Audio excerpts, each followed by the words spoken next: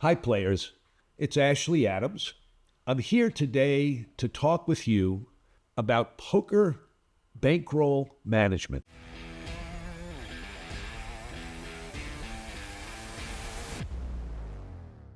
It's a subject that may help you win money and will surely help you from going broke. First of all, let me dispel a misunderstanding that some people have about bankroll managing. Managing your money alone will not turn a losing player into a winning player, though knowing nothing about bankroll management may turn a strategically winning player into a losing player. Poker is a game of skill. If your opponents are better than you are, if you have the worst of it at the table, no matter how you manage your bankroll, you will end up a loser. Know that with certainty. If you are not skilled enough to beat your opponents, money management will not save you from losing all of your money eventually. However, money management, bankroll management, is critically important if you are already a winning player, if you have an edge over your opponents because you're more skillful. It's important chiefly for three reasons. First, you need to know that even if you have an edge over your opponents, if you run out of money because of short-term losses, you lose your ability to win money because you don't have the bankroll it takes to play. Your bankroll is your weapon, so you must guard it very carefully even when you have the best of it. It was Daniel Negreanu who taught me in one of his writings or video tutorials that having the best of it in poker is only part of becoming a winning player. He tells a story of being in a juicy, private, no-limit game in the Toronto area in his youth. He was developing into being a world-class player, but was just starting out as a potential professional and had a limited bankroll.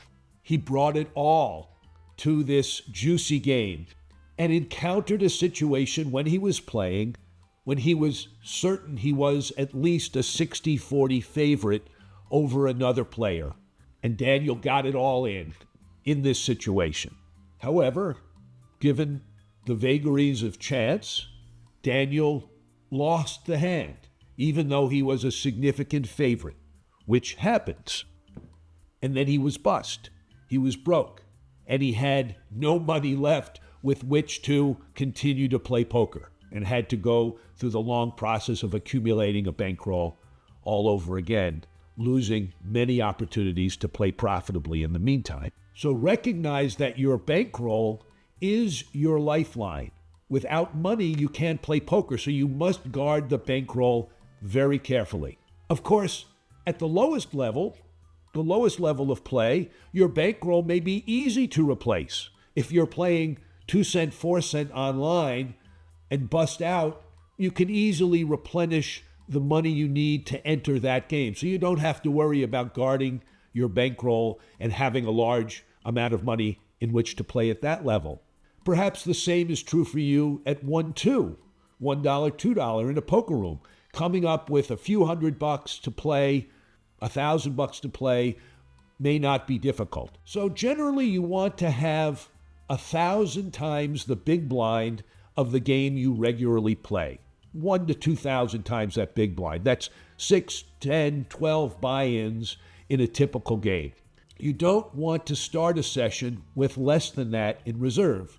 So if you have $3,000 and you lose $2,000 in a playing session, leaving you with just $1,000, it's probably a safe plan to retreat to a smaller game until you build up your bankroll to the $2,000 you feel you need to enter that game. But what about moving up? What about if you're beating the 1-2 game and you want to think about entering a 2-5 game? What kind of a bankroll do you need for that? Consider that bigger games are tougher, so you have to be more careful with the bankroll you need to enter it. So for example, if you said you wanted 1,000 times the big blind to play 1-2, you might think, well, that means to play 2-5, you just need 1,000 times the $5 large blind to enter that. $5,000.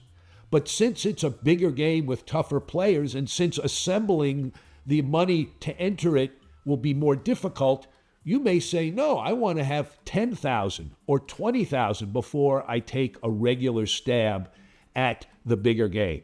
However, if you start to lose money, you don't want to be concerned about your image in dropping down to play a lower stakes game. Nobody really cares about whether you are a winning or a losing player except you. Your image doesn't mean anything with regards to your success. Forget your pride. If you played at a bigger game, but you've diminished your bankroll to the point that you really don't think you can play at that larger level comfortably, feel free to drop down to a lower game. And remember, never do the opposite. Bankroll management means being attentive to having a large enough bankroll to sustain the stakes that you're playing. Though it may be tempting to move up in stakes to make your money back faster, don't do that. If you are losing at 1-2, don't move up to 2-5 thinking you'll quickly recover your losses. Down that path lies poker destruction.